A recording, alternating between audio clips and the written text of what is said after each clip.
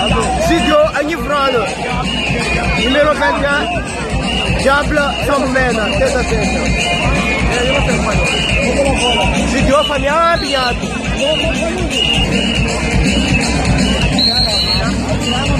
Troisième round.